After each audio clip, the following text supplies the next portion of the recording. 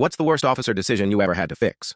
Our lieutenant decided to show initiative during a field exercise by rerouting our convoy through what he thought was a shortcut. Instead of sticking to the marked gravel road, he pointed at a thin dirt path on the map and told us to follow it. "This will shave an hour off our movement," he said, like he was some kind of tactical genius. Everyone in the platoon looked at each other, but no one wanted to argue with the guy wearing the shiny butter bars. So we followed. 5 minutes in, the trail narrowed so tight the Humvees barely squeezed through. 10 minutes later, one vehicle got stuck in mud so deep we needed chains to drag it out. By the 20-minute mark, we weren't on a trail anymore. We were in the middle of a farmer's field with crops snapping under our tires. The lieutenant swore the GPS said we were fine. Problem was, his GPS wasn't set to military grid. He had it in civilian mode. We stopped, engines idling, waiting for him to figure it out. Instead, he doubled down. "Keep moving. This is the right way," a staff sergeant finally whispered to me. "Fix this before we end up on CNN for destroying somebody's farm." So I quietly pulled out my map, cross-checked coordinates, and realized we were 2 miles off course.